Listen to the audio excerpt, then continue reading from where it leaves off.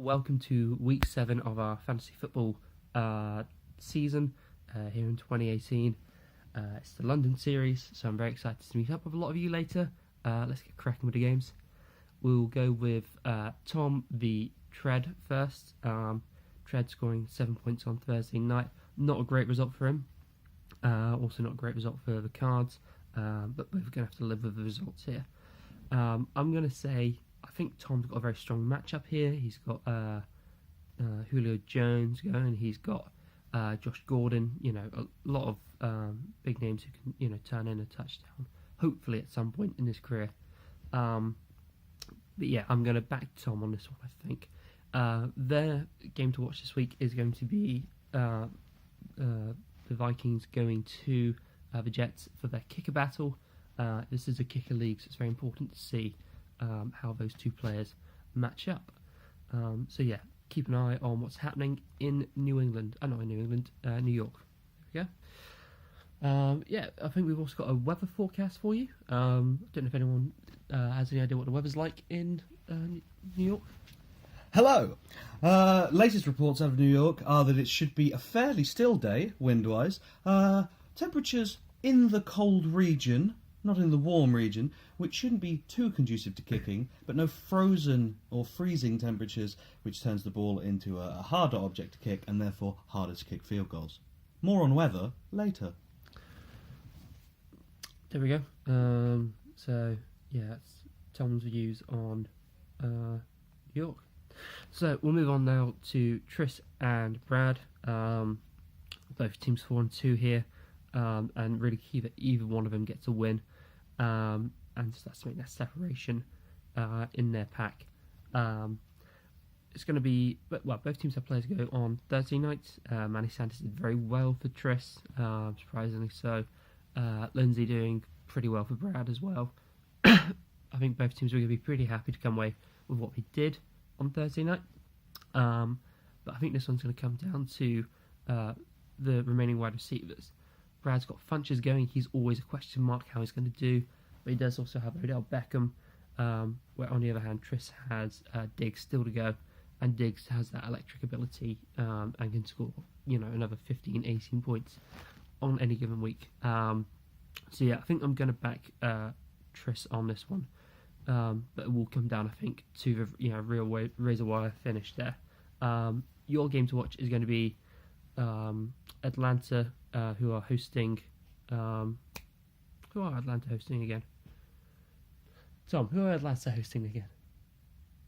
It's not part of the weather report. Fine, but just watch the Atlanta game. You got Brad's got Matt Ryan going, and Tris has Coleman, and also Brad's got Hooper as well. So that's your key one to keep an eye on Atlanta. Atlanta playing the Giants, of course, as we all remember. Shocking news has come out recently about the huge storm swirling around in Atlanta, which could have a huge impact of the game if it was that the game was not in a dome. Weather doesn't matter. Does weather even exist? Who knows? Yeah, Matt Ryan back in his dome again, where he is a very strong quarterback. Now we'll move on to Phil and Mo. Phil, neither of them had a play go on Thursday night. Mo did leave 9.7 points on his bench, which he probably would have taken had he been offered it. But it's going to be an interesting game here, I think, particularly with two very strong quarterbacks, although neither are fantasy studs. We've got Andrew Luck and Tom Brady going there. Mo obviously got Thielen, who has proven to be the best wide receiver in fantasy this year, and probably the best wide receiver in the NFL in general. And he's also got Kelsey, which is why I'm going to have to lean towards Mo. He's going to keep up this 100 average he's been posting. And I think, he's going to take a nice win here against Phil. Interesting battle to watch here is going to be the running backs for New England. Phil is starting Sony Michel. Mo is starting James White. How they split touches, who can get the most points. That's going to be a real key one to this matchup. So I'm going to say make sure you watch New England go to Chicago for this week's matchup. That wasn't him telling you to go to Chicago. As we all know, Chicago, the Windy City. Now, which is odd in this week's matchup, considering there is no wind in the Windy City. Not a breath. No one's heard from it, which means all the wind farms have become obsolete. So, no wind, not helpful, not against kickers. Neither way. Again, does weather even exist? Who knows? Wind does exist, by the way, if anyone's curious about that. We'll move on to Andy and myself. Both 4 and 2. Might be the real barn burner of the week. Because we are such, stacked teams ourselves. I've got a huge question mark at the moment with Melvin Gordon. Had to move him into my slot for the moment, as I might have to take him out last minute. Thankfully, he's in the early game, so if he is a game time decision and can't go, I've got a good chance to get anyone else from my bench in. I feel like I'm actually going to do pretty well here. I like Cooks going against San Francisco. I like, Matt Breida going against the Rams for some reason. I'm crazy like that. And also, I still think Drew Brees is going to do very well against a very strong defense. So, yeah, I'm going to back myself to win here. But the game that you and I need to watch, Andy, is going to be the Chiefs-Bengals game. Because you're starting Mahomes and you've got Butler. Well, on the other hand, I've got Joe Mixon running up against the Chiefs D. Again, that might be another strong matchup for me. So let's keep an eye on things in Kansas. All right, Toto. Huge weather in Kansas today. Absolutely massive weather. Hair like humidity up the wazoo. Arrowhead, easy place.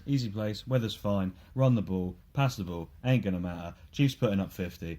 Bengals putting up minus 50. It's a win all round. Weather, it's good. Yeah, I guess some pro weather as well. Finally, we'll move on to Ryan and Ian. Ryan really needs to get another win here, and he had a very good start on Thursday night with 33 points. Probably the most points I've ever seen being put up by a defense. It puts him in a very strong position, but unfortunately, it does leave him a bit short of running back because he was planning to start Carlos Hyde. He's now been traded to the Jags. And it's unclear on how much of a playing time he's going to get there. He's certainly meant to be inactive this week, so that rules him out for his lineup. Ian, on the other hand, doesn't have much in the way of electric playmakers, particularly at the quarterback position where he's currently starting Flacco. Alright, he's got Kamara and he's got Hill and he's got Gronk.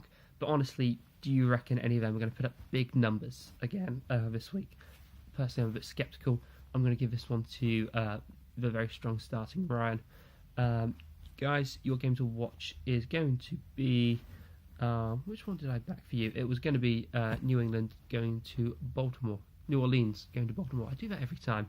So yeah, make sure you watch that for the Flacco, the Thomas, the Kamara of it all. That's going to be a really interesting one.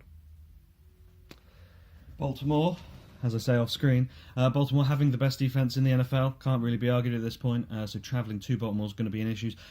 Likely not going to be anything kind of impact on the weather front. The pitch might churn up a little bit, which could cause a few slippages on the defensive side of the ball, leading to kind of offensive chunk plays of 20 yards or more.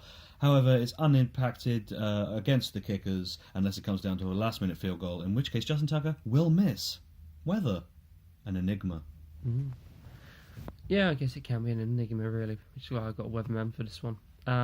Guys, enjoy your week. May you stay 100 if you're in the 100 club. And yeah, I'll see you guys when you guys come to drop your stuff off in a bit. Cheers.